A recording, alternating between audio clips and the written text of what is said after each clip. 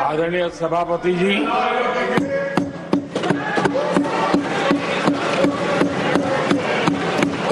राष्ट्रपति जी के अभिभाषण पर आभार व्यक्त करने के लिए This is not correct. Please take your seat. This is not correct. Please take your seat. No. Please take your seat.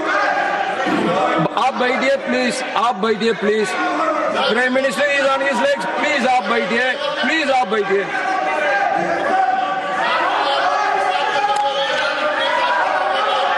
आदरणीय सभापति जी, इस धन्यवाद प्रस्ताव पर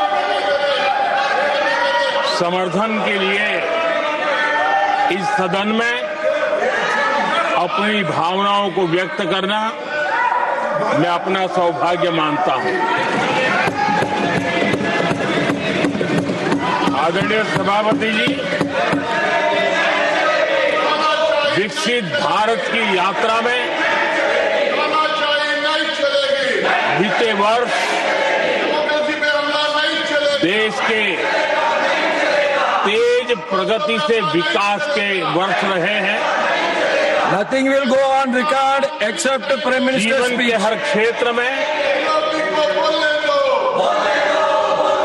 समाज के हर वर्ग को उनके जीवन में परिवर्तन का एक कालखंड रहा है। एक सही दिशा में तेज गति से देश आगे बढ़ रहा है। आदरणीय राष्ट्रपति जी ने बहुत ही बढ़िया तरीके से पूरी संवेदनशीलता के साथ उन्होंने This is not correct. इस विषय को sit to your seat. हम सबके सामने प्रस्तुत किया है। आदरणीय सभापति जी, मेरी एक प्रार्थना है, आदरणीय खड़गे जी की उम्र देखते हुए वो बैठ करके भी नारे बोल सकते हैं तो अच्छा होगा, ताकि उनको कष्ट न हो। पीछे नौजवान बहुत लोग हैं, तो खड़गे जी को आप बैठते बैठते भी When you are speaking, they are listening. You are नारे बोलने की अनुमति दे दीजिए।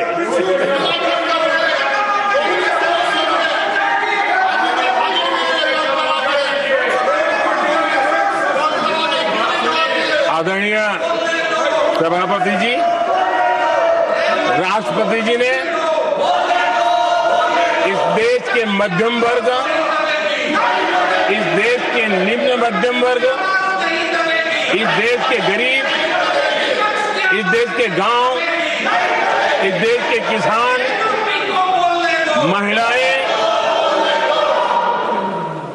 विज्ञान हो, प्रौद्योगिकी हो, कृषि हो, सभी विषयों को लेकर के बहुत ही विस्तार से भारत के प्रगति का एक स्वर संसद में गूंजा है।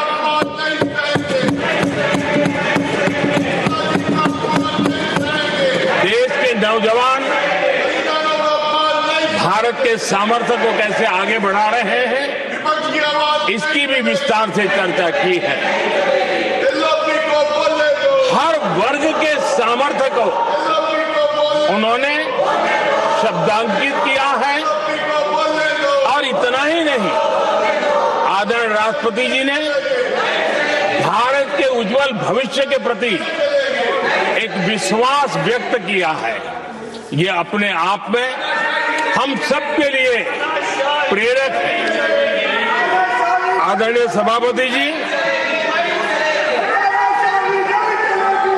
21वीं सदी का प्रथम क्वार्टर पूरा हो चुका है, लेकिन ये दूसरा क्वार्टर जैसे पिछली शताब्दी में भारत की आजादी के जंग में दूसरा क्वार्टर बहुत ही निर्णायक बना था। मैं साफ साफ देख रहा हूं कि विकसित भारत के निर्माण की दिशा में ये दूसरा क्वार्टर भी उतना ही सामर्थ्यवान होने वाला है, उतना ही तेज गति से आगे बढ़ने वाला है। और इसलिए आदरणीय सभापति जी, राष्ट्र का हर व्यक्ति ये महसूस कर रहा है कि एक अहम पड़ाव पर हम पहुंच चुके हैं।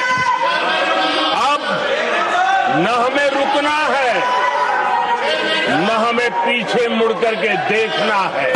I will not go against what you are doing. आगे ही आगे देखना Please है, बैठिए.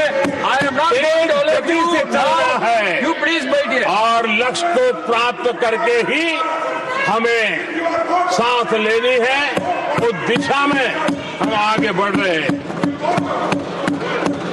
Nothing should go on record except the Prime Minister's speech.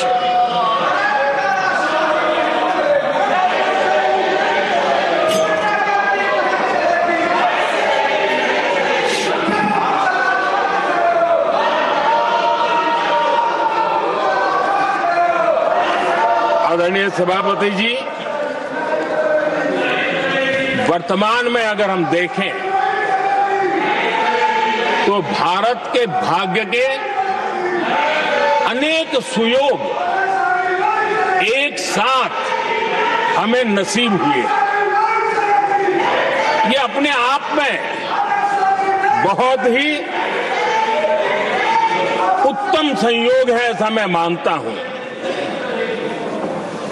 सबसे बड़ी बात है, विश्व के समृद्ध से समृद्ध देश भी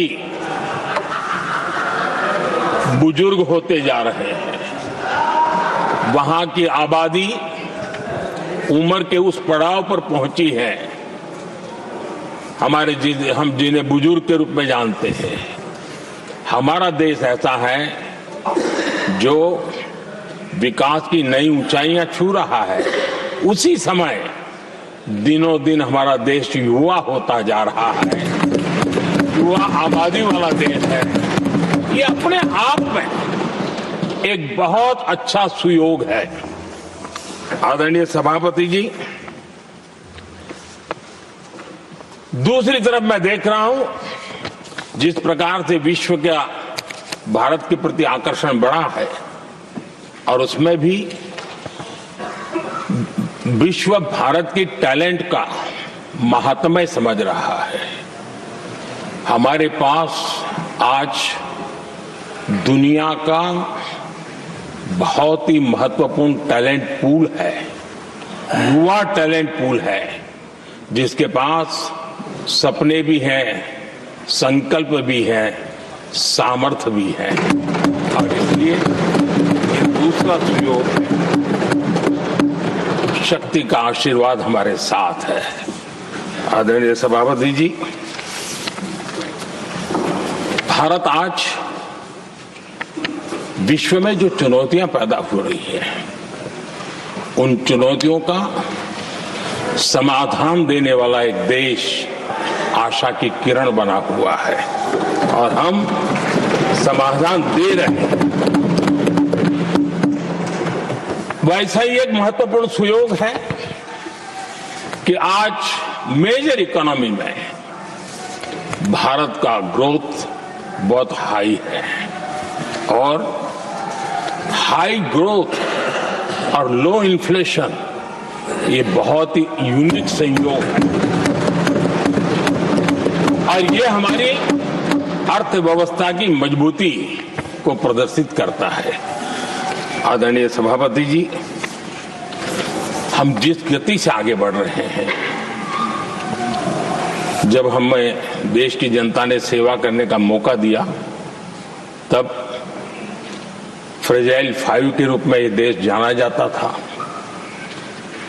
जब हमें अवसर मिला तब देश आजाद हुआ तब हम दुनिया में 6 नंबर की इकोनॉमी थे, लेकिन इन लोगों ने ऐसा एक हाल करके रखा कि 11 पे पहुंचा दिया।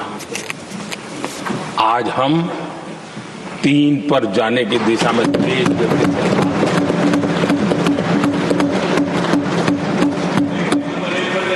आदरणीय सभापति जी, आज कोई भी सेक्टर देश लीजिए, चाहे साइंस हो, चाहे स्पेस हो, चाहे स्पोर्ट्स हो, हर क्षेत्र में आज भारत एक कॉन्फिडेंस के साथ, आत्मविश्वास से भरा हुआ भारत है।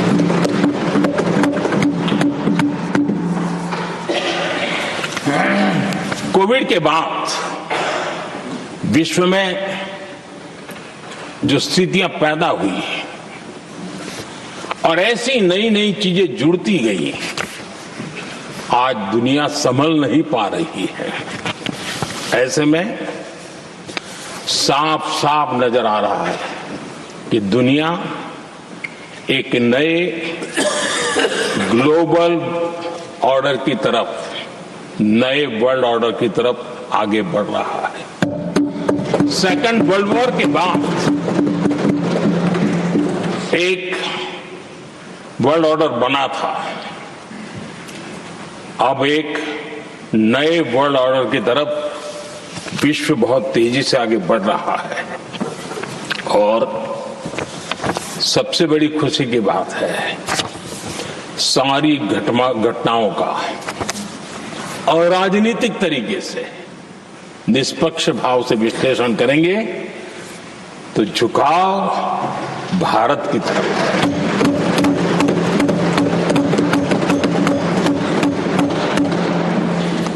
विश्व मित्र के रूप में, विश्व बंधु के रूप में आज भारत अनेक देशों का विश्वस्त पार्टनर बना है और हम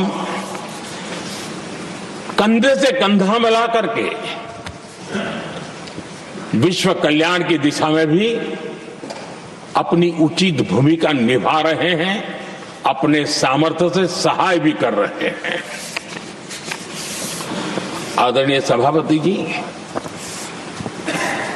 आज पूरा विश्व ग्लोबल साउथ की चर्चा करता है, लेकिन उस चर्चा के सूत्रधार के रूप में आज भारत वैश्विक मंचों पर ग्लोबल साउथ की बुलंद आवाज बन गया है।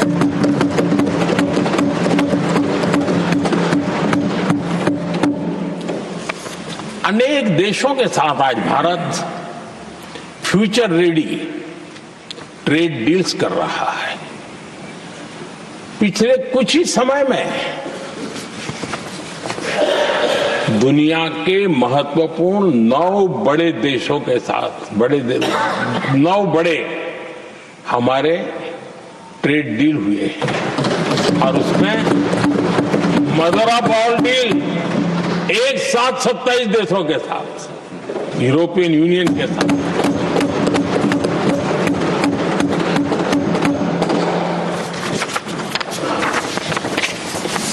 जो लोग थक गए,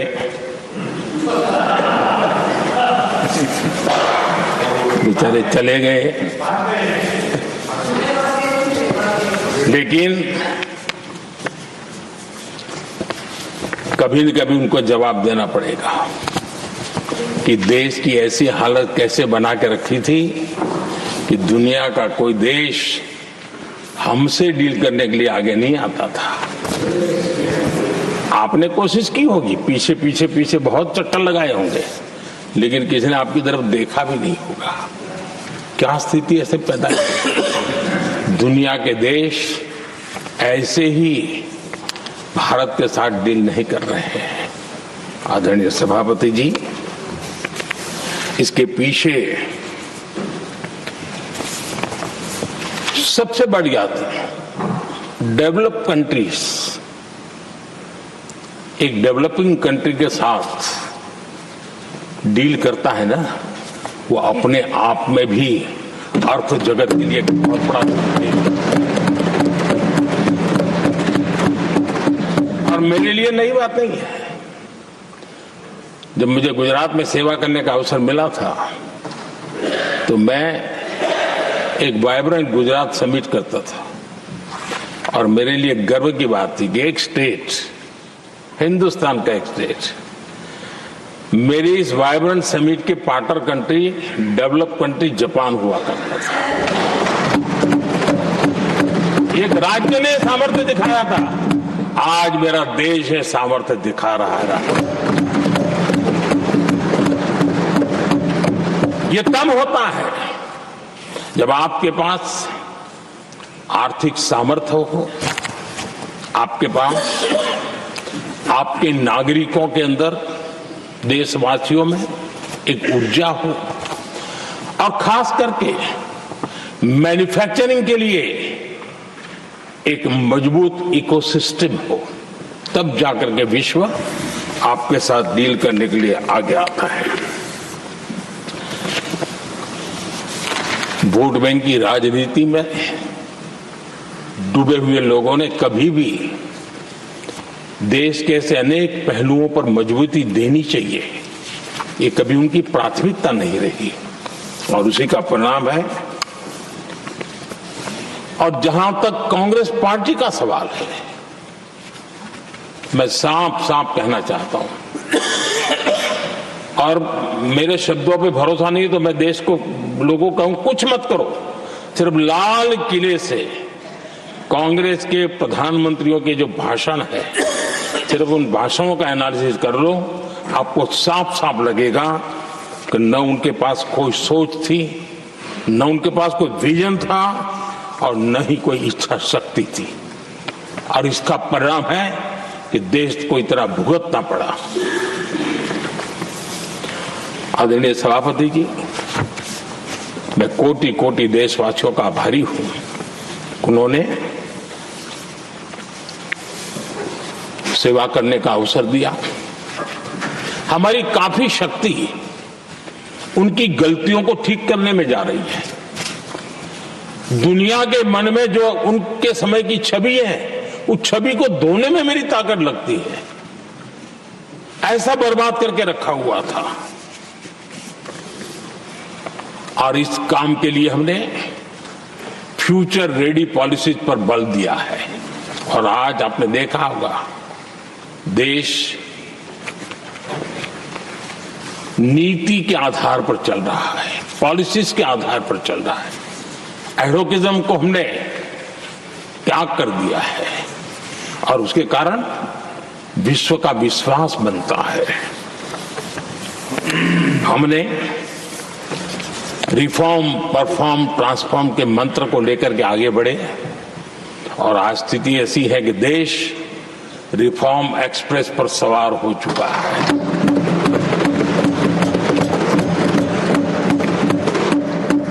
हमने स्ट्रक्चरल रिफॉर्म्स किए हैं, प्रोसेस से जुड़े रिफॉर्म्स किए हैं, पॉलिसीज में रिफॉर्म किए हैं। हमारा मैन्युफैक्चरिंग सेक्टर, हमारे उद्यमी ये सशक्त हो, भारत की हर चीज का वैल्यू एडिशन हो, उस दिशा में हमने प्रयास किया है। और मैं आज विश्वास के साथ कह सकता हूं, आज भारत विश्व के साथ स्पर्धा करने के लिए पूरी तरह तैयार है।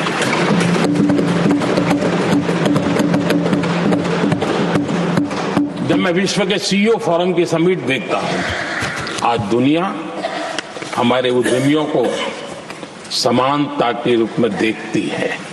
और जब पिछले दिनों सभी दलों के डेलीगेशन विश्व में गए थे, ये भाव उन्होंने भी अनुभव किया और आकर के मुझे सभी दल के माननीय सांसदों ने अपने अनुभव बता रहे थे, बड़ा गर्व से कह रहे थे कि हाँ, बराबरी से बात हो रही है। ये हमारे लिए अपने आप में बात है।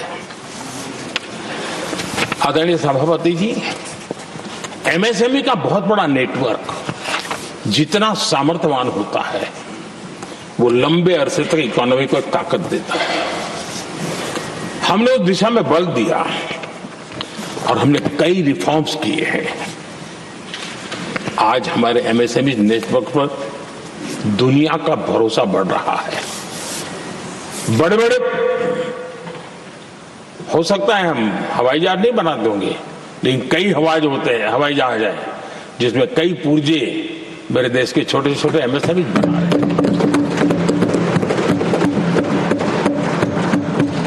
आदरणीय सभापति जी, देश में हुए इन प्रयासों का नतीजा सबके सामने है।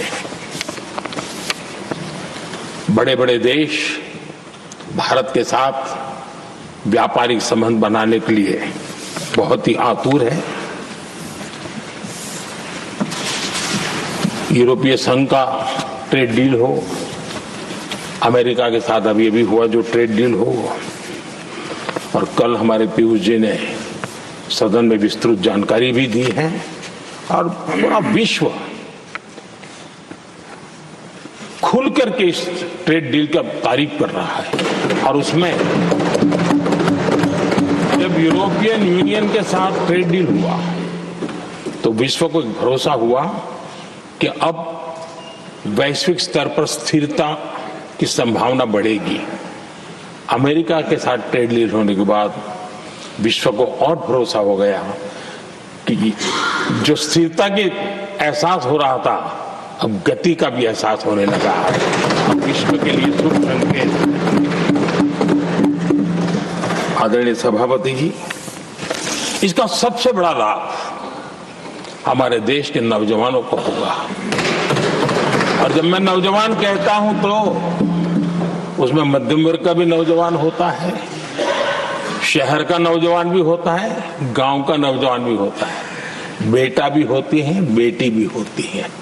और इसलिए उसे टुकड़ों में न देखा जाए। मेरे देश के युवा के सामर्थ्य का हमें गौरव करना चाहिए, और उनके लिए पूरा विश्व बाजार अब खुल चुका है। अब उनके लिए अवसर ही अवसर है। और मैं उनको कहता हूं, आइए दोस्तों, मैं आपके साथ कंधे से कंधा मिलाकर के खड़ा हूं। हिम्मत कीजिए, बढ़िए।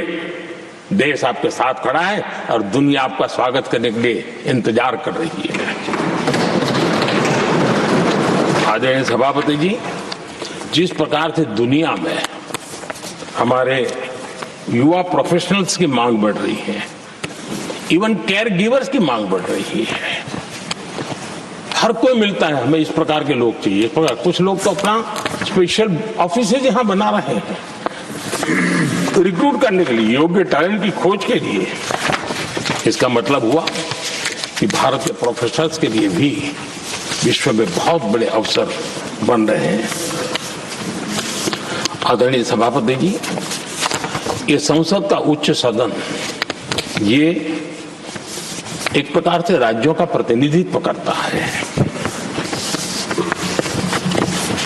और जो चर्चा की बारीकियां मैंने देखी, मेरा मन कहता है कि थोड़ा स्तर इसका ऊपर होना चाहिए था, और वहां से तो ज्यादा होना चाहिए। वो तो कितने साल तक सरकारों में रहे हैं, वहां से जरा चर्चा का स्तर ऊंचा होना चाहिए था, लेकिन उन्होंने ये मौका भी गंवा दिया, जिस उन पर कैसे भरोसा कर सकता है। आदरणीय सभापति जी, मैं कल एक माननीय सदस्य को सुन रहा था, यूं तो वो अपने आप को राजा कहलाने में बहुत गर्व करते हैं, लेकिन वे आर्थिक असमानता की चर्चा कर रहे थे।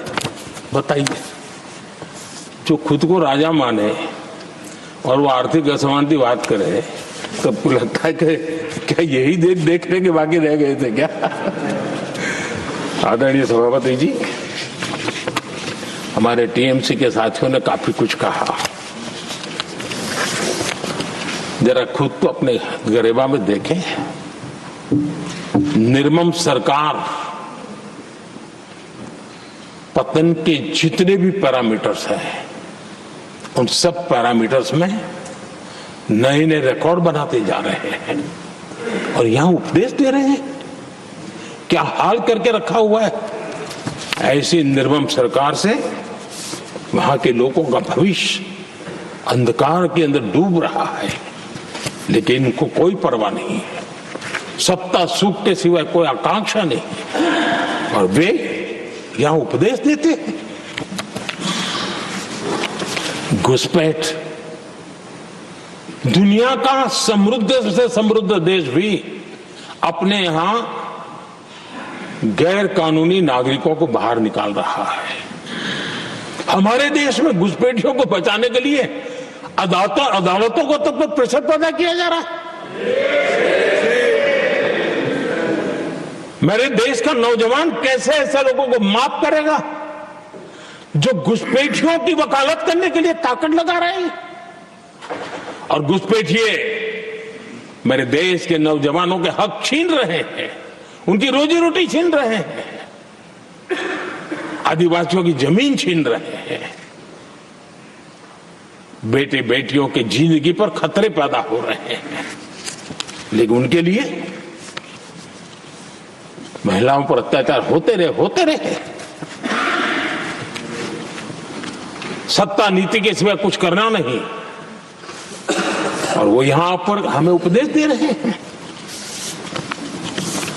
और ऐसे चिंताजनक सभी विषयों पर आंखें मूंद करके बैठे हुए वो लोग हैं। एक हमारे माननीय सदस्य काफी कुछ बोल रहे थे, जिनकी पूरी सरकार शराब में डूब गई, जिनके शीश में है घर घर में नफरत का कारण बन गए,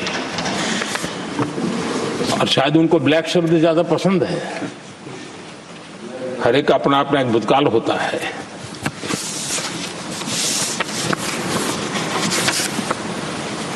पता नहीं ब्लैक के साथ उनका क्या पुराना रिश्ता है। आदरणीय सभापति जी, ऐसे सभी साथियों से मैं आज जरूर कहूंगा, तुम कितना दुनिया को धोखा दोगे, तुम कितना दुनिया को धोखा दोगे। आईना देख लिया तो अपनी सच्चाई कहां छिपाओगे।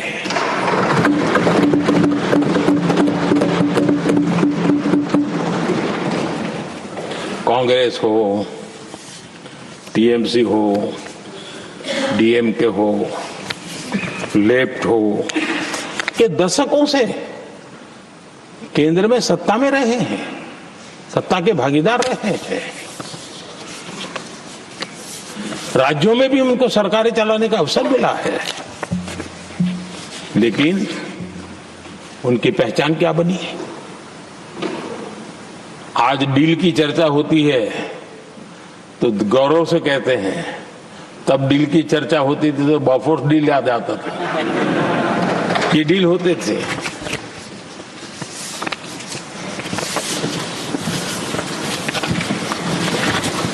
उन्होंने सिर्फ जेब भरने का काम किया। नागरिकों के जीवन में बदलाव आना ये उनकी प्राथमिकता नहीं थी। आदरणीय सभापति जी, मैं कुछ उदाहरणों के साथ भी बात बताना चाहता हूं, क्योंकि यहाँ चर्चा में ये सारे विषय आए हैं और इसलिए मुझे कहना बहुत जरूरी है। अब एक उदाहरण देता हूं मैं बैंकिंग सेक्टर का। बैंकिंग सेक्टर एक प्रकार का अर्थव्यवस्था की ग्रिड होता है। 2014 से पहले फोन बैंकिंग का कालखंड था।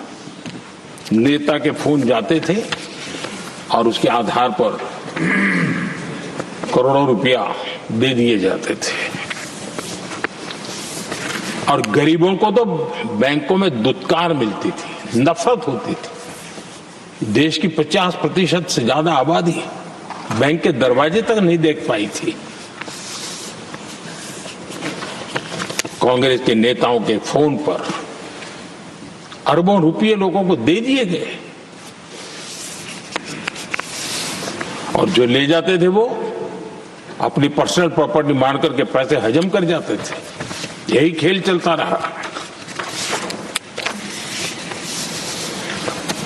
कांग्रेस और यूपीए के राज में और आज जो इंडी अलायंस बनकर के बैठे हैं उनके राज में बैंकिंग व्यवस्था तबाही के कगार पर खड़ी थी।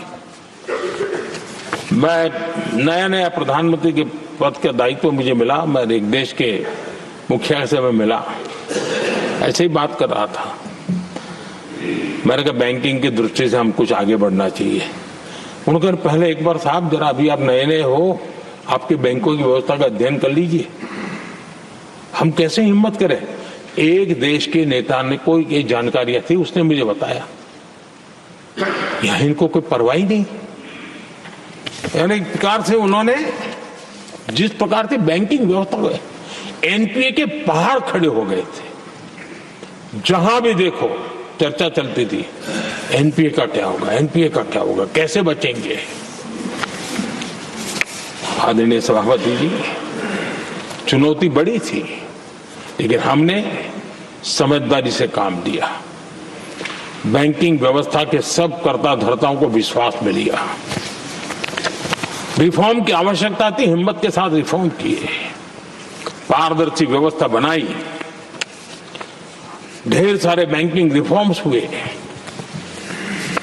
और जो सरकारी बैंक दुर्बल हो चुकी थी, ठीक नहीं चल पाती थी, उसको हमने बड़ी बैंक के साथ मर्जर कर दिया। और मुझे याद है किसी एक महाशय बड़े अपने आप को विद्वान मानने वाले ने लिखा था, अगर मोदी सरकार बैंकों में ये कर ले तो हिंदुस्तान का बहुत बड़ा रिफॉर्म हो जाएगा। वो काम मैंने आते ही कर दिए थे। आदरणीय सभापति जी, और इन सारी चीजों का नतीजा हुआ बैंकों में जो बीमारी घर कर गई थी उस बीमारी से बैंकों को मुक्ति मिली। बैंकों का स्वास्थ्य सुधरा, लगातार सुधरा, अभी भी तेजी से आगे दौड़ रहे हैं।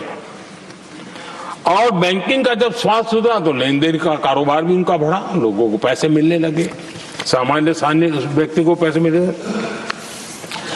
ऐसे ऐसे गरीब लोगों को लोन मिले जिनके लिए कभी बैंक के दरवाजे बंद थे, बेचारा दूर से देख करके उसे जाना पड़ता था। आज मुद्रा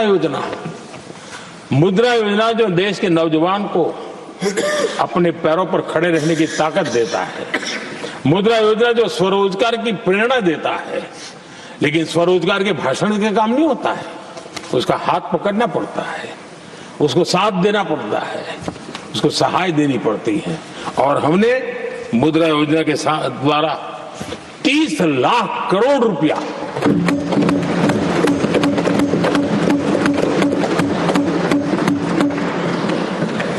₹30 लाख से ज्यादा लोन मुद्रा योजना के माध्यम से और बिना गारंटी देश के नौजवानों के हाथ में दिया और उन्होंने अपने कारोबार को आगे बढ़ाया। और गर्व की बात है उसमें बहुत बड़ी मात्रा में माताएं बहनें भी हकदार बनी, लाभार्थी बनी।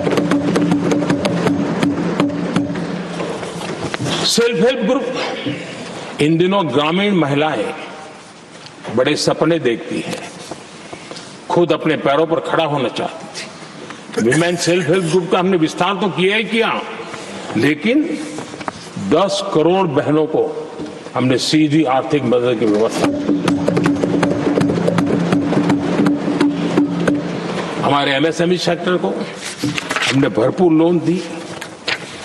और मैं आज बड़े संतोष के साथ, बड़ी जिम्मेवारी के साथ इस पवित्र सदन में कहना चाहता हूं, हमने एनपीए जिसके पहाड़ हुआ करते थे 2014 के पहले, आज उसको हमने नीचे निम्न स्तर पर ला करके खड़ा कर दिया। आज एनपीए 1% से भी नीचे है। ये अपने आप में बैंकों के स्वास्थ्य के लिए बहुत उत्तम काम हमने किया है। इतना ही नहीं, हमारे बैंकों का प्रॉफिट आज रिकॉर्ड पर है, हाई रिकॉर्ड है उसके। ये अपने आप में देश की अर्थव्यवस्था को ताकत देने के लिए बैंकिंग व्यवस्था मजबूत होती है तो बाकी अर्थव्यवस्था को भी मजबूती मिलती है उस काम को कहेगा। आदरणीय सभापति जी, मैं एक और उदाहरण देना चाहता हूं। हमारे पीएसयूज, आमतौर पर पीएसयूज के संबंध में मान्यता बन चुकी थी, वो बनते ही है बीमार होने के लिए, वो बनते ही हैं बर्बाद होने के लिए, वो बनते ही हैं बंद होने के लिए। हमने इस पूरी मानसिकता को हकीकतों के आधार पर बदलने में सफलता प्राप्त की है। और ये लोग पीएसयूज को लेकर के कितनी गलत बातें फैलाते थे। अर्बन नक्सल की तरह ऐसे पीएसयूज के दरवाजे के बाहर मजदूरों की मीटिंग करके भड़काने का पाप करते थे, गुमराह करने का काम करते थे। इन्होंने LIC, state bank of India और भी HAL, ऐसे हर एक को बड़ा भला बुरा और इतना भद्दे तरीके से,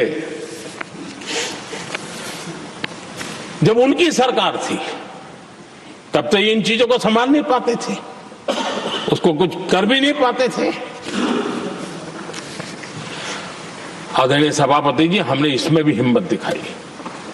हमने पीएसयूज के संबंध में भी रिफॉर्म्स किए, रिफॉर्म्स की एक लगातार परंपरा चलाई। आज LIC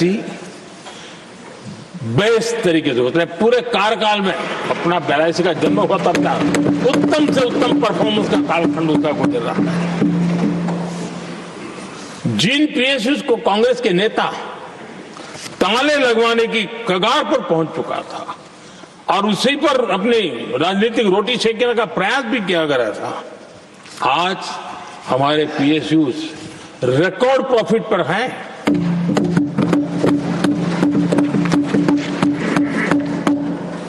इतना ही नहीं, वे अपने परफॉर्मेंस से मेक इन इंडिया को भी गति दे रहे हैं।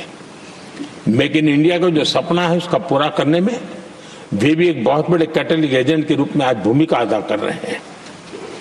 रिकॉर्ड संख्या में रोजगार बना रहे हैं। इतना ही नहीं, हमारे कुछ पीएसयूज आज विश्व के अंदर जा रहे हैं, विश्व में भी अपनी ताकत दिखा रहे हैं, विश्व के साथ जुड़ रहे हैं, दुनिया के कई देशों के विकास यात्रा में वो भागीदार बन रहे हैं।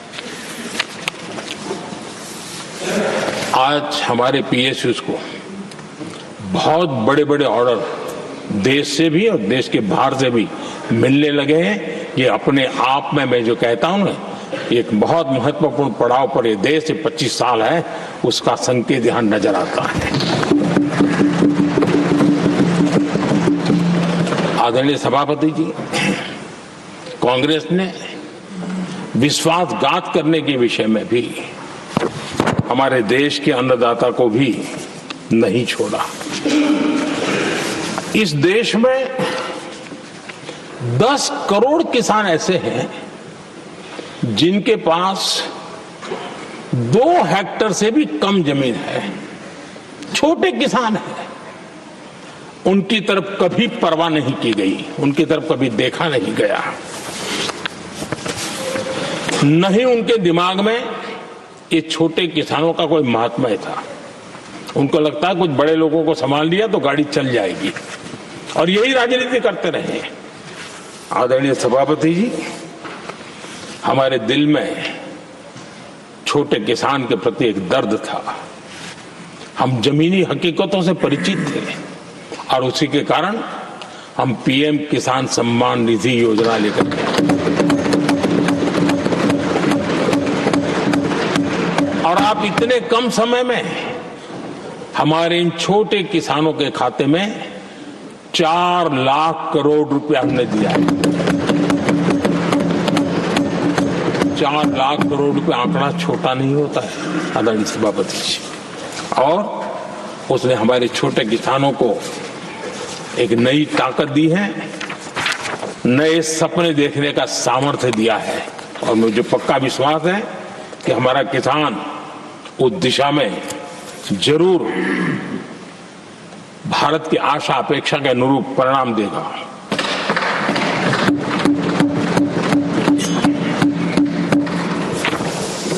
आदरणीय सभापति जी,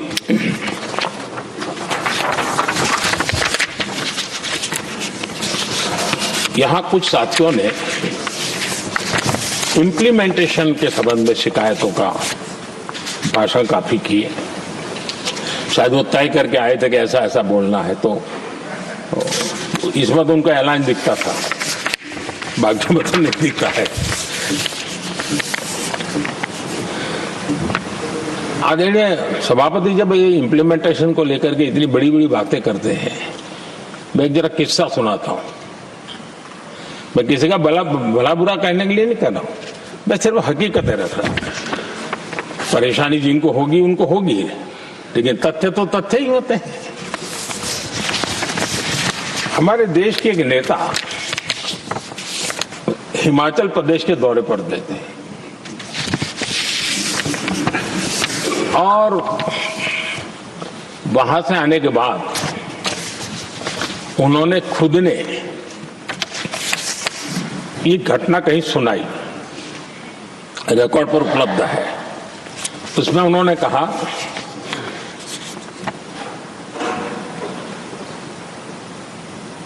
उस नेता ने क्या कहा, मैं उन्हीं के शब्द पढ़ रहा हूं।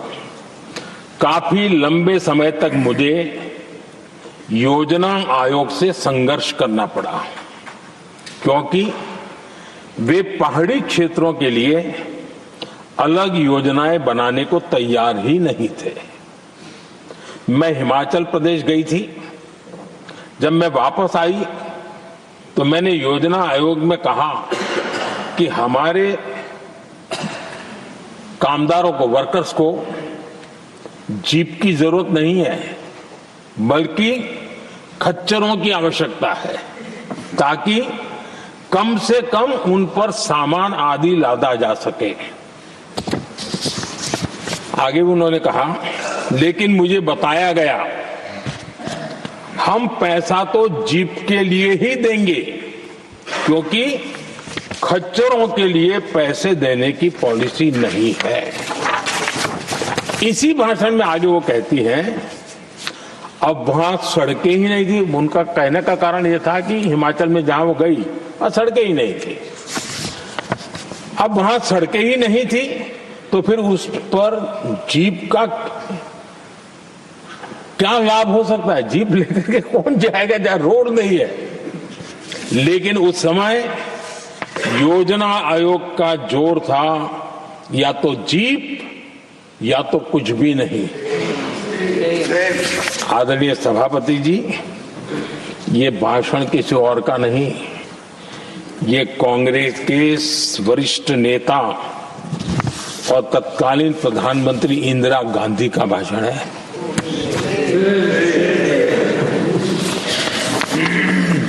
कांग्रेस के लंबे शासनकाल में यही कार्यशैली रही,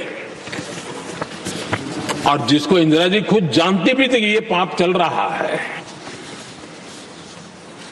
लेकिन इस कार्य संस्कृति को सुधारने के लिए उन्होंने कोई कदम नहीं उठाया। और इंदिरा गांधी जिस प्लानिंग कमीशन की धज्जियां उड़ा रही थी, उसके जन्मदाता उनके स्वयं के पिताजी थे। और प्लानिंग कमीशन को बना और इंदिरा जी ने जब कहा, उसके बीच में 2 दशक बज चुके थे, लेकिन हाल यही था। और 2014 तक सब दुखी थे, सब परेशान थे, सब गलती देख रहे थे, लेकिन सुधार करने की तैयारी नहीं। 2014 के बाद जब आपने हमें मौका और कांग्रेस ने जिस प्रकार से प्लानिंग कमीशन अटकाना, लटकाना, भटकाना वाली कार्यशैली बना दी थी, 2014 में जब हमें मौका मिला तो हमने आकर के काम किया, प्लानिंग कमीशन को खत्म कर दिया और नीति आयोग को। आज नीति आयोग बहुत तेज गति से काम कर रहा है। अब देखिए एस्पिरेशनल डिस्ट्रिक्ट, वो भी एक बड़ा प्रेरक उदाहरण है। और मैं तो देख रहा हूं कि डेवलपिंग कंट्रीज के लिए, विकास के लिए एक मॉडल के रूप में वैश्विक संस्थाएं इसको अनुमोदन दे रही है। ये एस्पिरेशनल डिस्ट्रिक्ट की ये सफलता बनी है। देश के कई जिले ऐसे थे जिसको पिछड़े मान करके छोड़ दिया गया था और वहां करोड़ों लोगों की जो मौलिक जरूरतें थी उसको भी नकार दिया गया था। उनको तो ऐसे ही जीने के लिए मजबूर कर दिया गया था और जो पिछड़े इलाके थे वो और पिछड़े होते गए और बर्बादी आती गई। और हालत तो सरकार में ऐसी थी कि जब किसी को पनिशमेंट ट्रांसफर करनी होती थी, पनिशमेंट पोस्टिंग देना होता तो ऐसे ही जिलों में भेजा जाता था ताकि और खराब करे वो। ये हाल बन गया था, ये वर्क कल्चर बन गया था। हमने इस स्थिति को बदला। सबसे पहला आग्रह किया यंग होनहार अफसरों को लगाया जाएगा और पूरा 3 साल का मौका उसको दिया जाए काम करने का। एक के बाद हम एक निर्णय किए और आज देखिए किसी समय छत्तीसगढ़ का हमारा बस्तर एस्पिरेशन डिस्ट्रिक्ट में था, आज वो बस्तर पूरे देश में बस्तर ओलंपिक के नाम से चर्चा में है।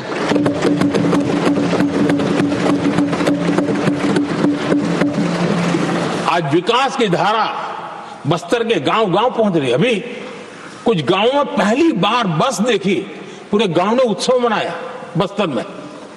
ये परिस्थितियां छोड़ करके गए हुए हैं लोग और यहां पर पता नहीं किस प्रकार से देश को कहां ले जाना चाहते हैं लोग। आदरणीय सभापति जी, इंप्लीमेंटेशन क्या होता है, ये एस्पिरेशनल डिस्ट्रिक्ट एक बहुत बड़ा शानदार उदाहरण है। ऐसे तो सैकड़ों उदाहरण हैं लेकिन मैं कहने के लिए इसको उल्लेख कर रहा हूं। कांग्रेस के हमारे साथियों को ये जो बदलाव आ रहा है उसमें इंप्लीमेंटेशन नजर नहीं आ रहा है और उनका तो एक ही वो प्लानिंग कमीशन वाला मॉडल है, जीप और खच्चर वाला मॉडल, यही वो लोग जानते हैं, उससे आगे कुछ नहीं जानते। और ये इंप्लीमेंटेशन कैसे करते हैं, मेरा जन्म नहीं हुआ था उसके पहले सरदार वल्लभ भाई पटेल ने नर्मदा नदी पर बांध बांधने की कल्पना की। विषय तो पक्का हो गया, सरदार साहब नहीं रहे, खैर नेहरू जी ने शिलान्यास किया। अब इंप्लीमेंटेशन देखिए इनको। मेरा जन्म नहीं हुआ था जब इसकी कल्पना की गई थी और प्रधानमंत्री बनने के बाद मैंने इसका उद्घाटन किया, ये हाल है।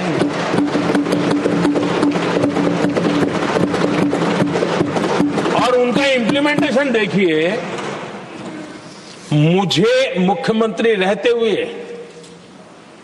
3 दिन अनशन पर बैठना पड़ा था नर्मदा सरदार सरोवर डैम के लिए, मेरे राज्य के किसानों के लिए।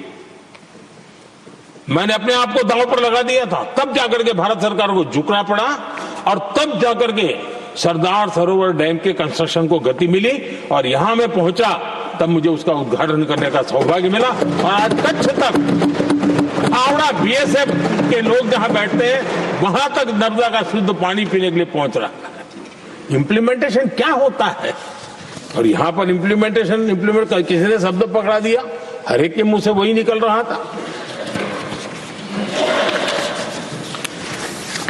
हमने कांग्रेस की कार्यशैली को बदलने के लिए, जब मैंने देखा कई ऐसे काम थे अटके पड़े हुए, कोई पूछने वाला नहीं थे फाइलों में, और पॉलिटिकल फायदे के लिए अनाउंसमेंट कर दिए, दिए जला दिए, पत्थर लगा दिए, करना कुछ नहीं। आखिरकार मैंने एक टेक्नोलॉजी वाला प्लेटफॉर्म बनाया यहां आकर के, प्रगति के नाम से।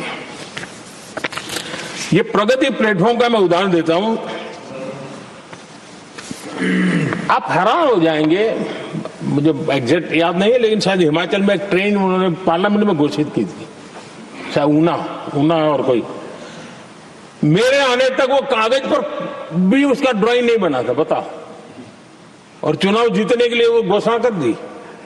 प्रगति के अंदर मेरे सामने विषय आया, ऐसे कई विषय मेरे सामने आए और उस प्रगति के अंदर हमने एक एक प्रोजेक्ट क्यों अटके हुए, किस डिपार्टमेंट की काम में क्या मुसीबत आई है, किसने गलत तरीके से इसको आगे बढ़ाया, और बजट तो बढ़ता ही गया था। जो योजना 900 करोड़ में होनी थी वो 90,000 करोड़ तक पहुंच जाए, ये हाल करके रख दिया था इन्होंने। हमने एक टेक्नोलॉजी प्लेटफॉर्म बनाया, हर महीने बैठा, अभी मैंने 50वां एपिसोड पूरा किया उस मीटिंग का, और लगातार उस काम करते करते और संबंधित राज्यों को भी बिठाया, उनकी कठिनाइयों को भी समझा, उसके इम्प्लीमेंटेशन में कौन मिनिस्ट्री का परेशानी हो रही है, किस स्टेट की परेशानी हो रही है, किस कानून की परेशानी हो रही है, हर एक की बारीकी से देखा। और आज मैं गर्व से कह सकता हूं कि इस प्रगति के इम्प्लीमेंटेशन को बारीकी से प्रधानमंत्री के स्तर पर देखे जाने के कारण 85 लाख करोड़ रुपीस का काम को गति मिली। 85 लाख करोड़ रुपीस के काम आप कल्पना कीजिए, देश की कितनी बड़ी शक्ति को अनलॉक किया हमने। इंप्लीमेंटेशन कैसे होता है ये हमने करके देखा है। रेल हो, रोड हो, सिंचाई हो, ग्रामीण कोई व्यवस्था का काम हो, इन सारी चीजों को हमने इसमें लिया। अब जैसे जम्मू उधमपुर श्रीनगर बारामूला रेल लाइन, आज ये प्रोजेक्ट पूरा हुआ। और बर्फबारी में इन दिनों आपने देखा एक वीडियो बहुत पॉपुलर हुआ है, बर्फ के बीच में थे, चारों तरफ बर्फ की चादर छाई हुई है और वंदे भारत ट्रेन निकल रही है, और लोग कहते हैं गलती मत करना, ये तो विदेश है, ये हिंदुस्तान है, ये रील चल रहे हैं बाजार में।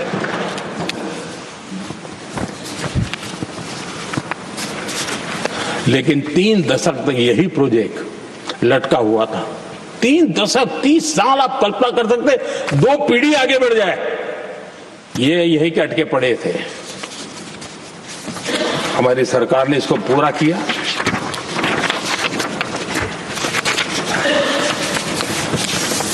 आदरणीय सभापति जी, मैं असम की बात करता हूं, और कोई ये मत सोचो कि मैं चुनाव है इसलिए बोल रहा हूं, इनके पाप है इसलिए मुझे कहना पड़ रहा है। कांग्रेस सिर्फ इमेजिन करती है और इम्प्लीमेंट करने का उनको कोई लेना देना ही नहीं होता है। अब असम का बोगीबिल ब्रिज, ये बोगीबिल ब्रिज अरुणाचल और असम को जोड़ने वाला बहुत महत्वपूर्ण ब्रिज, कितने ही सालों तक ये प्रोजेक्ट लटका रहा। हमने प्रगति के माध्यम से इसको रिव्यू किया और असम सहित पूरे नॉर्थ ईस्ट को बहुत बड़ी सुविधा वाला ये काम हमने पूरा किया। आदरणीय सभापति जी,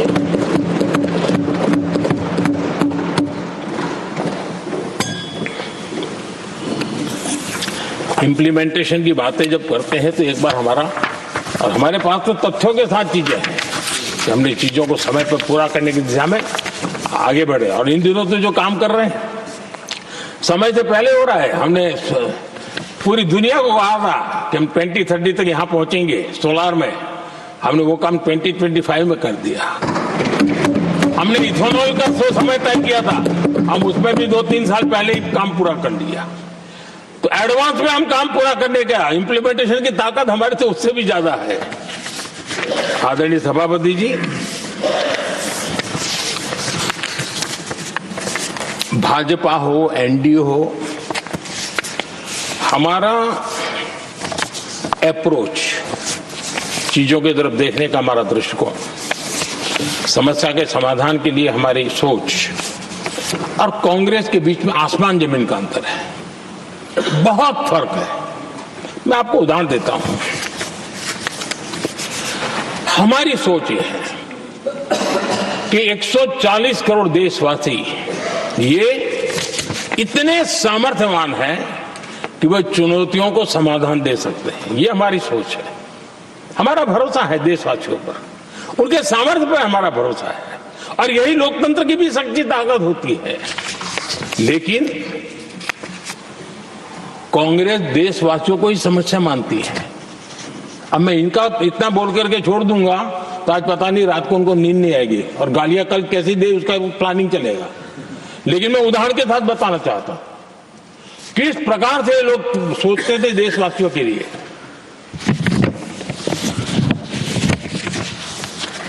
देश के लोगों के बारे में नेहरू जी और इंदिरा जी की सोच क्या थी, मैं उसके विषय में बताना चाहता हूं। इंदिरा जी एक बार ईरान गए थे और ईरान में वो भाषण दे रही थी और उस भाषण में उन्होंने नेहरू जी के साथ जो बातचीत हुई थी उसका उल्लेख किया। खुद ने कहा है, उन्होंने कहा, और मैं जो इंदिरा जी ने कहा था उसको कोट कर रहा हूं, जब किसी ने मेरे पिताजी से पूछा, यानी नेहरू जी से पूछा कि उनके सामने कितनी समस्याएं हैं, तो उन्होंने उत्तर दिया था 35 करोड़। नेहरू जी ने जवाब दिया था कि उनके सामने कितनी समस्याएं हैं, बोले 35 करोड़। उस समय हमारे देश की जनसंख्या थी 35 करोड़। अब आगे देखिए, 35 करोड़ देशवासी नेहरू जी को समस्या लगते थे। ऐसा कोई मुखिया हो सकता है क्या जी? और इस बात का उदाहरण देते हुए इंदिरा जी ने आगे कहा कि आज देश की जनसंख्या 57 करोड़ है, इसलिए मेरी समस्याओं की संख्या भी उतनी ही बड़ी है। यानी पिताजी को 35 करोड़ समस्या वाले देशवासी लगते थे, अब 57 करोड़ उनको समस्या। कोई ऐसा हो सकता है जो अपने ही देशवासियों को समस्या माने? ये फर्क है उनकी सोच और हमारी सोच में, ये फर्क है उनके अप्रोच और हमारे अप्रोच में।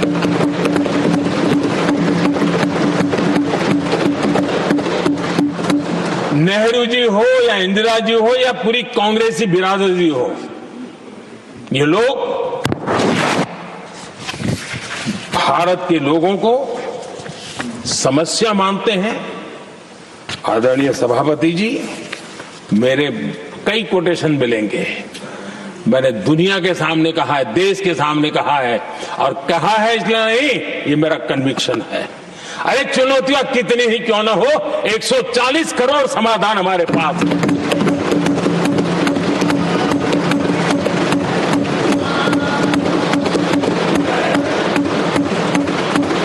हमारे लिए देशवासी समर्थक की पूंजी है। हमारे लिए हर देशवासी भारत का उज्जवल भविष्य का नियंता है, निर्माता है, कर्ता धर्ता है। हम उसको समस्या कैसे कह सकते हैं? ऐसी सोच वाले लोग अपने परिवार का ही भला करेंगे और किसका करेंगे? आदरणीय सभापति जी, देश के लोगों का अपमान करते रहना ये कांग्रेस के स्वभाव में पड़ा हुआ है, उनके संस्कारों में पड़ा हुआ है। कांग्रेस ने बीते दिनों राष्ट्रपति जी का अपमान किया। चुनाव के बाद जिस प्रकार से हमारे राष्ट्रपति जी के लिए शब्द कहे गए हैं, शर्मिंदगी महसूस होती है कि ये कैसे लोग हैं? भारत के राष्ट्रपति के लिए क्या बोल रहे हैं लोग? आदरणीय सभापति जी, कल लोकसभा में भी राष्ट्रपति जी के अभिभाषण पर चर्चा नहीं हो पाई। ये राष्ट्रपति पद, उसका घोर अपमान किया है। उनको संविधान शब्द मुंह में बोलने की अधिकार नहीं रहता है। जो लोग गरीबी से निकली हुई एक महिला, आदिवासी परिवार से आई हुई एक महिला,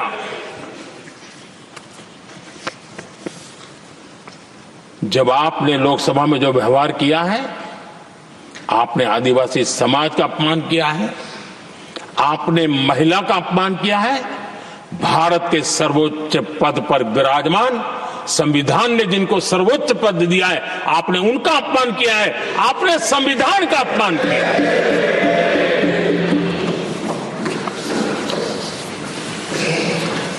आदरणीय सभापति जी, उनको कुछ भी लगता हो,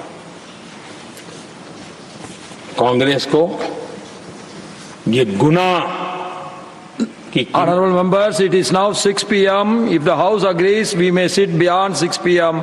till disposal of the motion of thanks and the presidential address. Do I have the leave of the House to extend the sitting beyond 6 p.m.?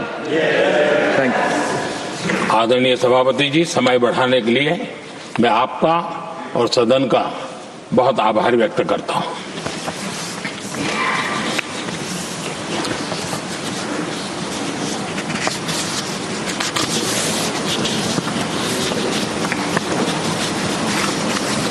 आदरणीय सभापति जी, बड़ी दर्दनाक लोकसभा की घटना है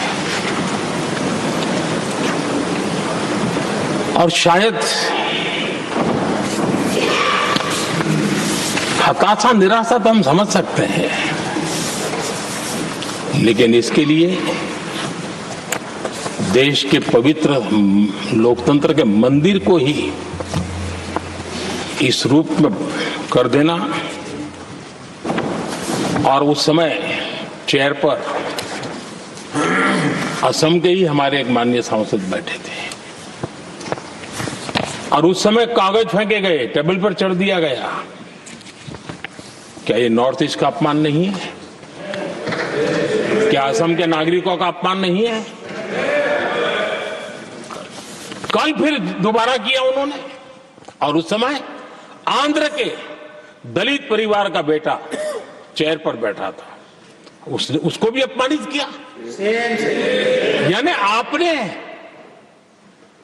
नॉर्थ ईस्ट का अपमान, चेयर में बैठा अपमान करो, आंध्र के एक दलित परिवार का बेटा चेयर पर बैठा उसका अपमान करो। सदन ने इनको काम दिया हुआ है, सबने मिलकर के काम दिया हुआ है, लेकिन वो दलित समाज से आते हैं, इसलिए आप अपमान करते हो।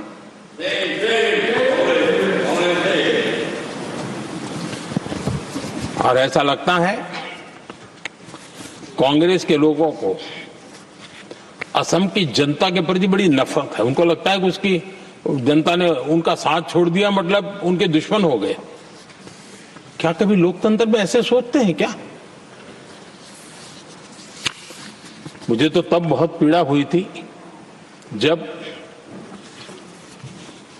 भारत रत्न भूपेन हजारिका जी, जो कि देश के बहुत ही सम्मानीय व्यक्तित्व है जी, आज भी घर घर में उनको स्मरण करते हैं लोग। उनके प्रति जो भक्ति का भाव है आप कल्पना नहीं कर सकते, लेकिन उनको इसकी भी कोई परवाह नहीं है।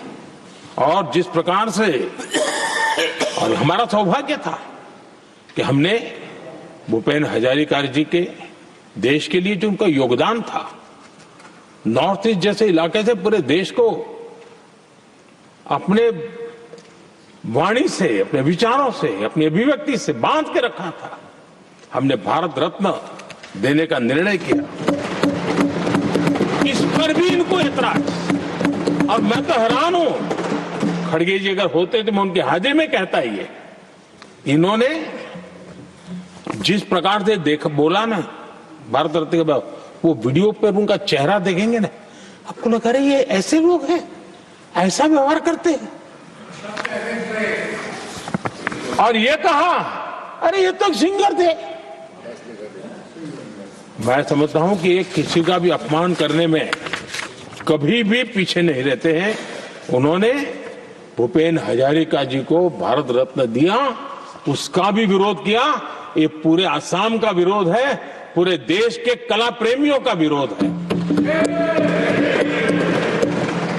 और मुझे पक्का विश्वास है असम कभी भी इस अपमान को भूलने वाला नहीं है।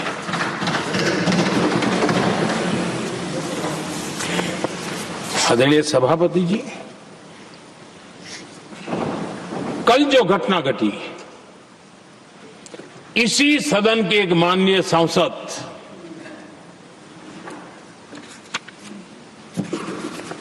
कांग्रेस के शातिर दिमाग जिनका है, ऐसे एक युवराज ने उनको गद्दार कह दिया। अहंकार कितनी 7वें आसमान पर पहुंच चुका है इनका। और कांग्रेस को छोड़कर के कितने ही लोग निकले हैं, कांग्रेस के कितने टुकड़े हुए हैं, कई लोग दूसरे दलों में गए हैं, लेकिन औरों को तो किसी को गद्दार नहीं कहा उन्होंने। लेकिन कल सांसद को गद्दार इसलिए कहा क्योंकि वो सिख थे। ये सिखों का अपमान था, एक गुरुओं का अपमान था। और कांग्रेस के अंदर जो कूट कूट करके सिखों के प्रति नफरत भरी पड़ी है ना, उसका वो अभिव्यक्ति थी। और इसी सदन के माननीय सांसद है वो, और उनको जरा भी दर्द नहीं, वरना आज खड़े होकर के कह सकते थे कि कल जो हुआ इसी सांसद की गरिमा के अनुरूप नहीं था, हमें खेद है, एक शब्द तो बोल देते। लेकिन सिखों के प्रति उनके मन में जो नफरत भरी पड़ी है, और इसी के कारण उन्होंने कल, और जिसका परिवार देश के लिए शहादत देने वाला परिवार के वो सदस्य हैं, उन्हें अपने राजनीतिक विचारों में परिवर्तन किया, इसलिए गद्दार हो गए। और एक गद्दार शब्द छोटा नहीं है। मेरे देशवासी को कोई गद्दार कहे, ये कैसे देश सहन करेगा? और वो भी एक सिख है इसलिए गद्दार कहना बहुत दुर्भाग्य की बात है। और ऐसे लोग कांग्रेस को नहीं डुबाएंगे तो क्या करेंगे?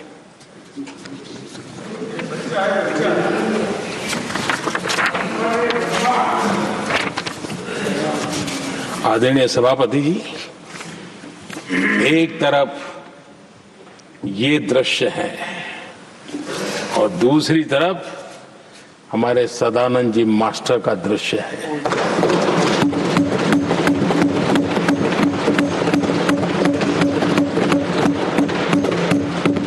राजनीतिक विद्वेष के कारण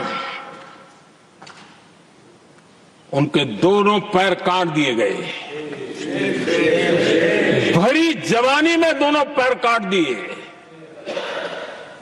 कटे हुए पैर से जिंदगी गुजार रहे हैं, लेकिन संस्कार इतने ऊंचे हैं कि वाणी में भी अपशब्द नहीं निकलता है, बर्तन में भी कटुता नजर नहीं आता। गर्व होता है। और कल जब उनका पहला भाषण हो रहा था सदन में, और उन्होंने जब अपने बेंच पर आपसे इजाजत लेकर के अपने कटे हुए पैर के लिए वो जो लीम का उपयोग करते हैं, आर्टिफिशियल लीम का, उन्होंने जब रखा, वो दृश्य देश के लिए पीड़ादायक था कि इस देश में ऐसा ही बंधारण की बातें करने वाले इंडिया अलायंस के लोग, और ये इंडिया अलायंस पूरा जिम्मेवार है इसके लिए, वैचारिक असहमति के कारण एक नौजवान के, और वो भी एक टीचर, शिक्षक के प्रति गर्व से, आदर से देखा जाता है, उसके पैर काट दे। लेकिन उनको कोई खेद नहीं है, उनको कोई दर्द नहीं है। लेकिन मैं मास्टर सदानंद जी को हृदय से अभिनंदन करता हूं कि उन्होंने जिस प्रकार से इतनी भयानक हमले के बाद भी देश की सेवा का अपना व्रत जारी रखा, और आज देश की नीति निर्धारण में अंदर अपना योगदान दे रहे हैं। ये गर्व की बात है। और ऐसे लोगों के सहारे हम राजनीति में जीते हैं, काम करते हैं, देश के लिए जीने मरने की प्रेरणा मिलती है। ये संस्कार हमें पाए हैं ऐसे लक्षावधि कार्यकर्ताओं के तब से पाए हुए हैं। आदरणीय सभापति जी,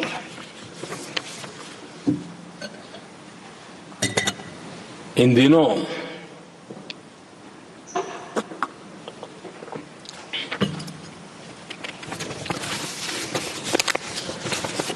और वैसे कांग्रेस के हमारे साथियों का मुझ पर जरा विशेष प्रेम है, वो स्पेशल प्रेम है। और जब मैं जिम्मेवारी जो मिली है उसके तहत, और जिम्मेवारी न मिलती तो भी देश के लिए जीना तुमने सीखा है।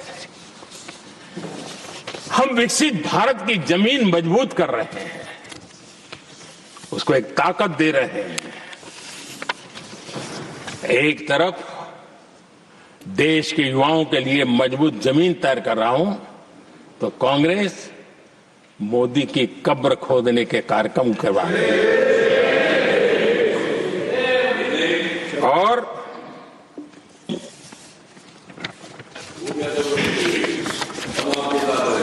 मोहब्बत की दुकान खोलने वाले मोदी तेरी कब्र खुदेगी के नारे लगा रहे हैं जी। ये कौन सी मोहब्बत की दुकान है जो देश के ही किसी नागरिक के कब्र खोदने के सपने देखती हो? ये कौन सा संविधान से उन्होंने सीखा है जो देश के ही किसी नागरिक के कब्र खोदने की बात करते हो? क्या ये संविधान का अपमान नहीं है? क्या ये मानवता का अपमान नहीं है? क्या ये सार्वजनिक जीवन की मर्यादाओं का अपमान नहीं है? और उनको इसका कोई खेद नहीं है। अगर इसके बाद क्या बयान देंगे? बयान देखो, प्रधानमंत्री राज्यसभा में भी रो रहा था।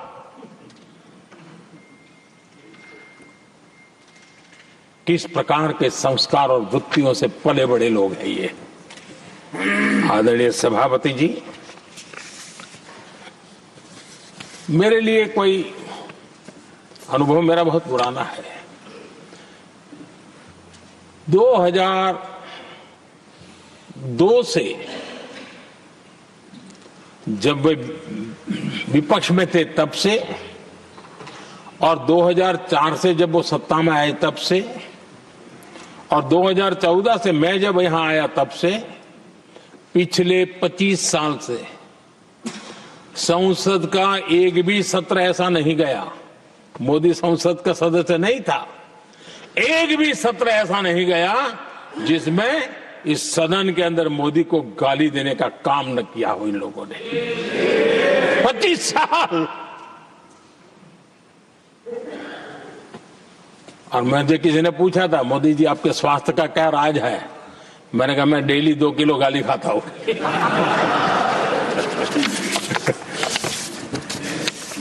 आदरणीय सभापति जी, ये मोदी की कब्र क्यों खोदना चाहते हैं?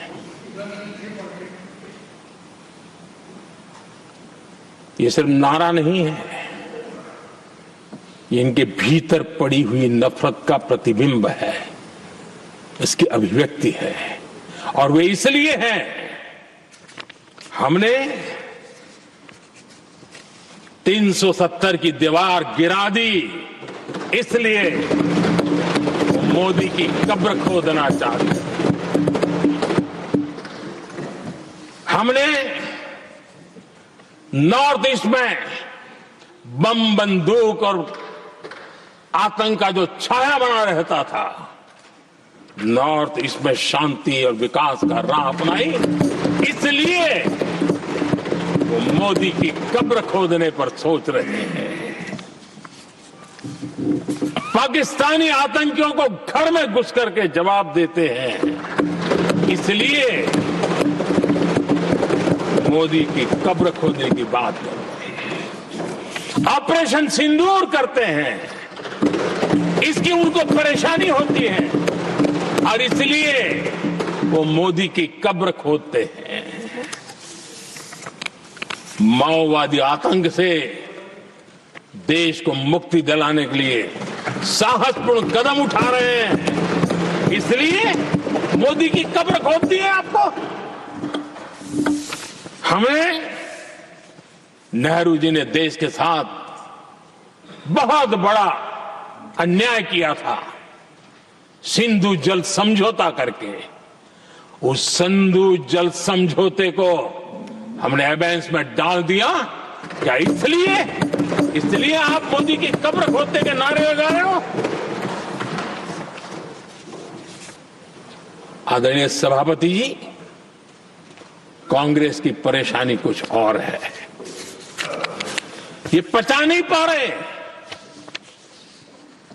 कि मोदी यहां तक पहुंचा कैसे। और उनकी परेशानी बढ़ती जा रही है कि भाई पहुंचा तो पहुंचा, लेकिन अब तक टिका क्यों है। और इसलिए वे एक ही रास्ता उनके लिए बचा हुआ लग रहा है कि मोदी तेरी कब्र खुदेगी। आदरणीय सभापति जी, ये तो मान करके बैठे थे, उनका लोकतंत्र संविधान का कोई लेना जाना नहीं। उनको तो लगता है कि प्रधानमंत्री पद उनके परिवार की जागीर है, उस पर कोई और बैठ नहीं सकता। ये जो उनके भीतर में नफरत पड़ी हुई है ना, मोहब्बत की दुकान में जो आग भरी पड़ी हुई है ना, उसका परिणाम है। और इसीलिए कोई क्यों बैठा, हमारा पैतृक अधिकार था, इसलिए मोदी की कब्र खोदने का नारा लेकर के वो चल रहे हैं। आदरणीय सभापति जी, कांग्रेस के शाही परिवार को देश ने दशकों तक अवसर दिया है, ऐसा नहीं है। देश ने आपके लिए भी अपना भविष्य दांव पे लगाया था,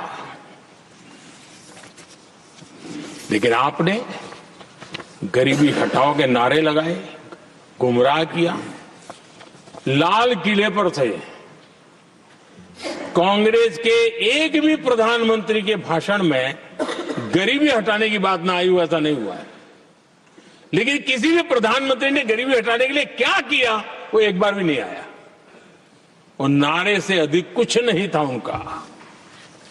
और मोदी ने रास्ता अपनाया गरीब को एम्पावर करने का, गरीब को सशक्त करने का।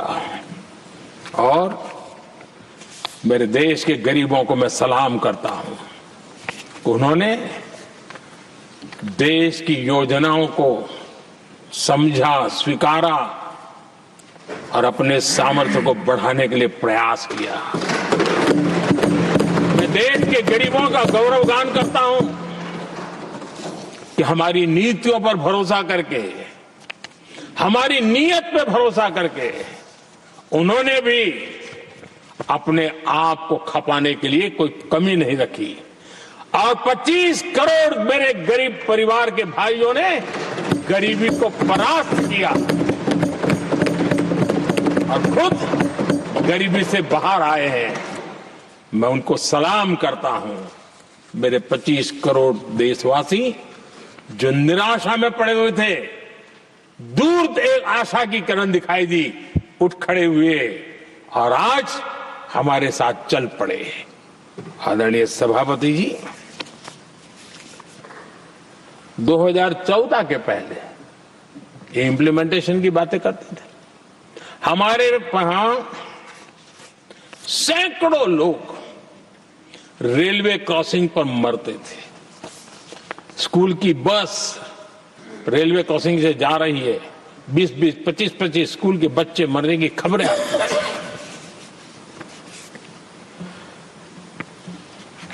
अनमैन्ड रेलवे क्रॉसिंग, वो इतना बड़ा काम नहीं था कि नहीं कर सकते थे।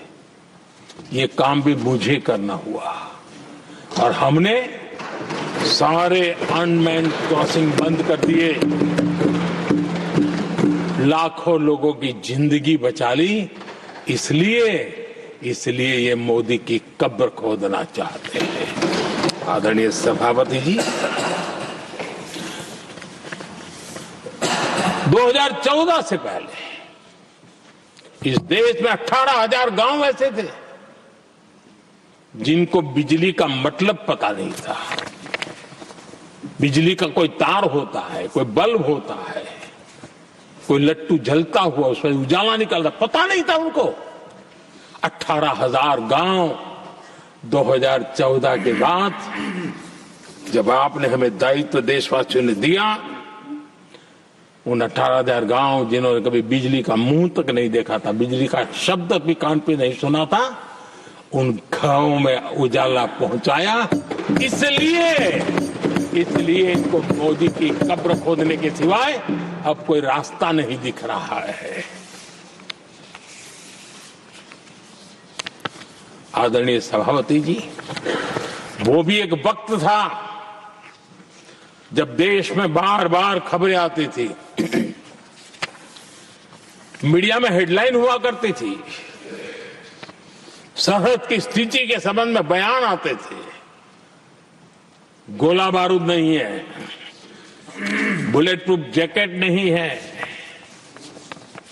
बर्फ के बीच खड़ा है, बर्फ में खड़े रहने के लिए जो जूते चाहिए वो जूते तक नहीं उसके पास, ये खबरें आती थी। हमने देश के जवानों के लिए खजाने खोल दिए, देश के जवानों को जो चाहिए वो देने की शिकायत पड़ी, और इसलिए वो चाहते कि अब तो कोई रास्ता बचा नहीं है, बस कब्र खुदेगी मोदी की, यही एक रास्ता उनके लिए बचा है। आदरणीय सभापति जी, एक बार उत्तर प्रदेश के वर्तमान मुख्यमंत्री जी ने सदन में भाषण करते करते वो रो पड़े थे। दिमागी बुखार के कारण बच्चे, अनगिनत बच्चे मर रहे थे। इनको कभी सूझा नहीं कि इस दिमागी बुखार से मुक्ति दिलाई जा सकती है। आदरणीय सभापति जी, आंख की बीमारी ट्रकोमा, लोग परेशान होते थे, आंखें चली जाती थी, और विज्ञान प्रगति कर चुका था, हो सकता था, वो नहीं कर सकते थे। हमने दिमागी बुखार से भी मुक्ति दिलाई और हमने ट्रकोमा से भी देश के लोगों की आंखें बचाई। यही सफलताएं हैं, यही संवेदनशीलता है, समाज के लिए जीने मरने का यही संकल्प है। पल पल, तिल तिल समाज के लिए बिताना, घिसना, झलना, वो उनको परेशान कर रहा है। तब जाकर के मोदी तेरी कब्र खुदेगी, ये मंत्र लेकर के चल रहे हैं, ये सपने देख करके चल रहे हैं, और बातें लोकतंत्र की करते हैं। मोहब्बत की दुकान के साइन बोर्ड लगाते हैं। क्या सार्वजनिक जीवन में ऐसी नफरत होती है? आदरणीय सभापति जी,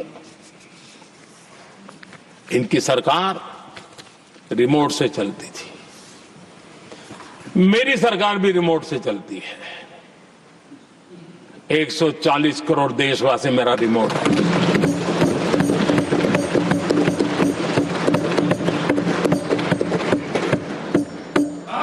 ...140 करोड़ देशवासियों के सपने, 140 करोड़ देशवासियों की आकांक्षाएं, देश के नौजवानों के संकल्प, इनके लिए हम जीते हैं, इनके लिए सरकार चलाते हैं। सत्ता हमारे लिए सुख का रास्ता नहीं है, सत्ता हमारे लिए सेवा का माध्यम है।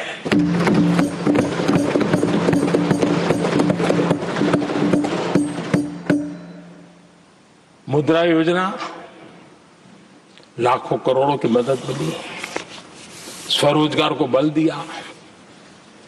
कांग्रेस ने कभी स्टार्टअप कल्चर को प्रमोट ही नहीं किया।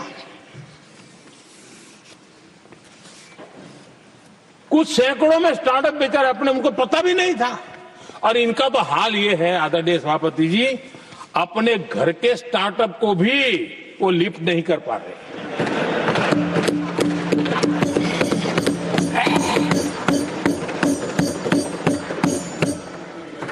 और हमारी सरकार में आज 2 लाख से ज्यादा स्टार्टअप है।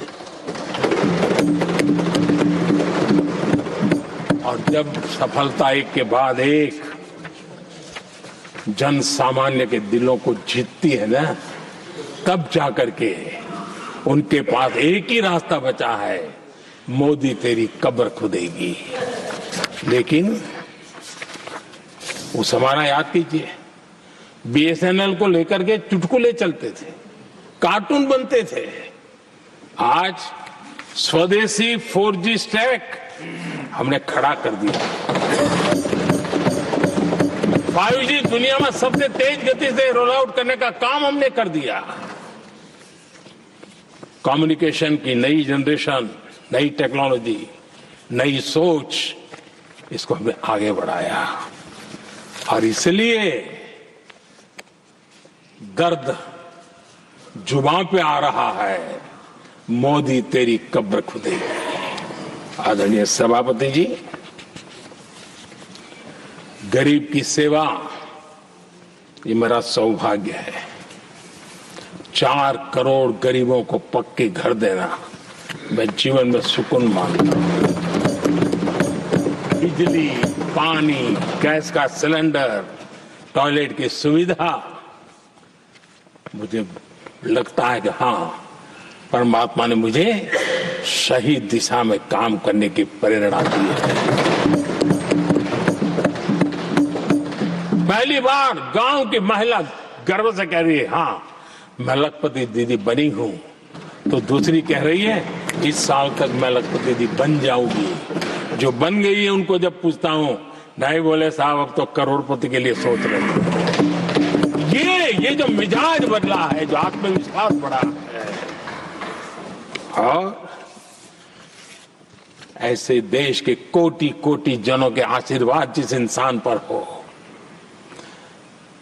कोटि कोटि माताओं बहनों का जिस पर रक्षा कवच हो, नारे कितने ही लगा लो, कब्र तुम नहीं खोद पाओगे। ये देश की शक्ति, आशीर्वाद रूपी कवच, माताओं बहनों का मेरे प्रति जो भाव रहा है, जिस श्रद्धा भाव से मैंने माताओं बहनों की सेवा करने का काम किया है, जिनको कोई पूछता नहीं था उसको मोदी पूजाता है। यही करना है, और ये आशीर्वाद ही है जो इनको चूभते हैं, और इसलिए कब्र खोदना चाहते हैं। आदरणीय सभापति जी, चोरी करना जिनका पुश्तैनी धंधा है, जिन्होंने एक गुजराती की सरनेम भी चुरा ली,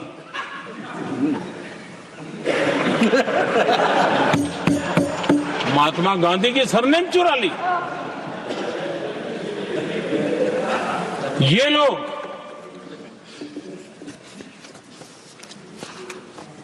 और देश की जनता इतनी समझदार कि ऐसी पटक देती है, ऐसी पटक देती है लोगों को। आदरणीय सभापति जी, हम एक विकसित भारत का सपना लेकर के चले, और आज वो सपना देश के लोगों की ऊर्जा के कारण संकल्प में बदल चुका है। आज कहीं पर भी जाइए, हर कोई ये कहता है कि 2047 तक विकसित भारत बनना है, और मैं हैरान हूं, कुछ हमारे साथी सदन में इतने निराशावादी, इतने जमीन से कटे हुए लोग, बदलती हुई दुनिया से अनभिज्ञ लोग पता नहीं क्या बोल रहे हैं। वो कहते हैं हम मोदी ये भी 2047 की क्या बोल रहा है, 2047 किसने देगा है? हमारे देश के लिए, आजादी के लिए जो लड़ते थे, जो फांसी के तख्त पर चढ़ जाते थे, जो लाठियां खाते थे, गोलियां खाते थे, जो काला पानी की सजा के लिए अंडमान निकोबार की सेल्यूलर जेल में जिंदगी बिता देते थे, लक्षावधि नौजवान अपने पढ़ाई का, भविष्य का सोचे बिना, कोई परवाह किए बिना सिर्फ देश के लिए सोचने के लिए निकट पड़े थे। क्या उन्होंने कभी ये सोचा होता कि यार हमारे कालखंड में तो आजादी मिलेगी नहीं, कि मैं क्यों करूं? तो क्या देश कभी आजाद होता? ये इतने निराशावादी लोग हैं कि जब मैं डिजिटल इंडिया की बात करता था, मैं फिनटेक की चर्चा करता था, मैं यूपीआई की बात करता था, तो ये कहते थे अरे इस देश में गरीब आदमी मोबाइल फोन पर कैसे पैसों का कारोबार करेगा? 3 साल के भीतर भीतर देश ने दिखा दिया ये हो सकता है। और मैं हैरान था जिस दिन ऐसा भाषण संसद में हुआ, देश का मीडिया भी, मैं भी, ऐसे लोग, उनकी जो इकोसिस्टम है वो नाच रही थी कि देखिए मोदी को तगड़ा जवाब दिया। मोदी ने जवाब नहीं दिया। आपके हाथ में मोबाइल फोन जब यूपीआई से चलता है, काम करता है ना, तो जवाब अपने आप मिल जाता है।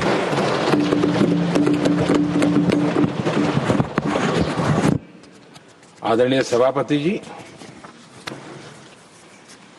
कांग्रेस के समय एक व्यंग चला करता था और आमतौर पर कहे हुए और सीरियस नेचर की चर्चा में भी आता था, हंसी मजाक में भी आता था। इंडिया मिस द बस, ये कॉमन वर्ड हो चुका भाई, मौका गंवा दिया, बाजी हाथ से चली गई। इंडिया मिस द बस, ये हमेशा होता था। आदरणीय सभापति जी, आज भारत कोई बस मिस नहीं कर रहा है, आज भारत काफिले का नेतृत्व कर रहा है।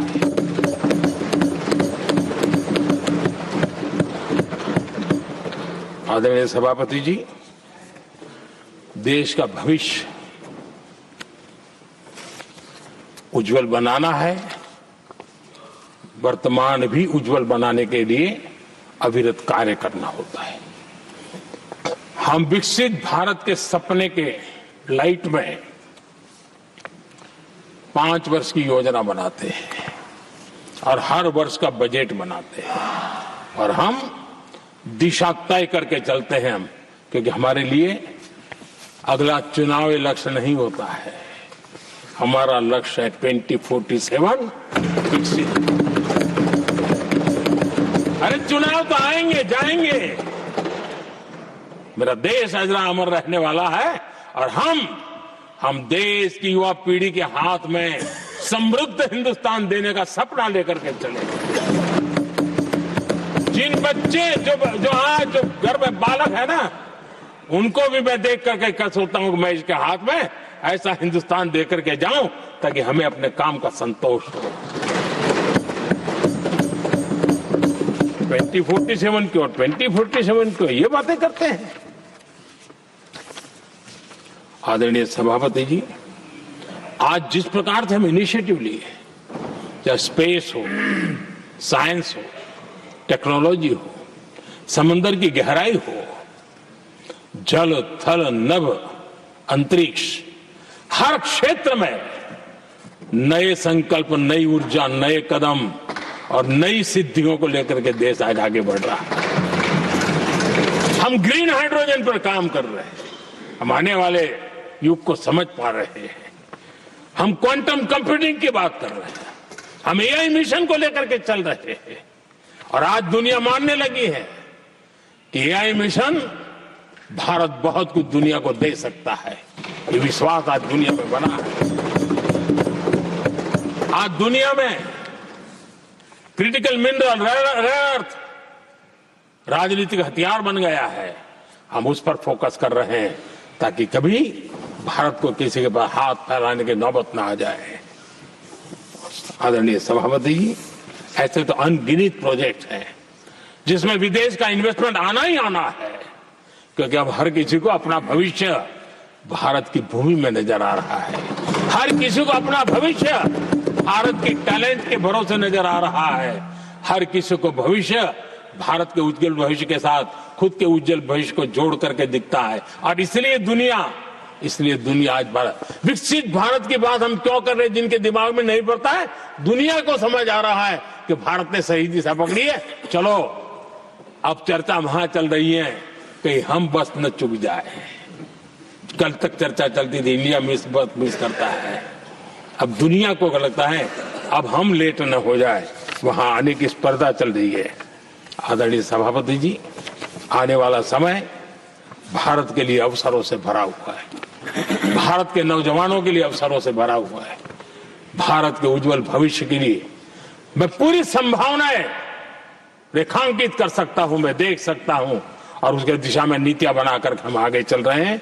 हम इसको और मैं चाहता हूं, मेरे देशवासियों को निमंत्रण देता हूं, और मैं देशवासियों को आज सदन से भी कहना चाहूंगा, मैंने मन की बात में भी इसका उल्लेख किया था, मैं यहां पर सभी माननीय सांसदों से भी कहूंगा कि आप भी अपने अपने क्षेत्र में ऐसे लोगों को बताइए, जब दुनिया भर में इतने अवसर पैदा हुए हैं, उसको स्थायित्व तब मिलता है जब हम उत्तम प्रकार की चीजों को लेकर के जाए, हम क्वालिटी को कॉम्प्रोमाइज न करें, मुनाफा कम क्यों न हो लेकिन क्वालिटी को हम निरंतर उत्तम करते जाएंगे।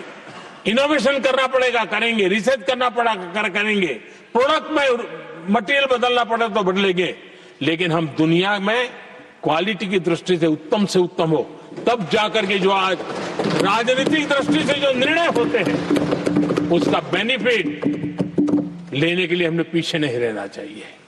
मेरे देशवासियों से मैं आज यही आग्रह करूंगा कि आप क्वालिटी के विषय में मेरा साथ दीजिए, क्वालिटी में कॉम्प्रोमाइज न करिए।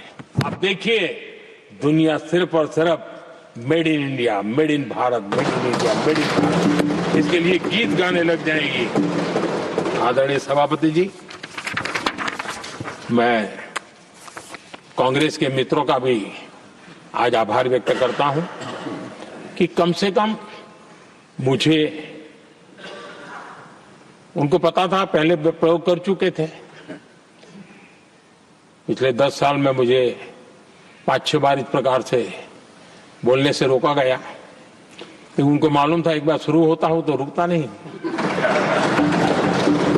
और मैंने कहा था एक बार, एक अकेला, तो अब अनुभव से सीख गए हैं कि इसमें कोई दाल गलने वाली नहीं है, तो समझदारी से काम लिया और ऐसी समझ उनको निरंतर मिलती रहे, ये भी मैं प्रार्थना करता रहूंगा। आदरणीय सभापति जी, मैं राष्ट्रपति जी के उद्बोधन में योगदान देने वाले सभी सांसदों का भी आभार व्यक्त करता हूं। जो भी उत्तम विचार यहां प्राप्त हुए हैं, उत्तम विचार देश की प्रगति में जरूर काम आएंगे, ऐसा मैं विश्वास देता हूं। और आदरणीय राष्ट्रपति जी का इस संबोधन के लिए मैं हृदय से आभार व्यक्त करते हुए मेरी वाणी को विराम देता हूं। बहुत बहुत धन्यवाद।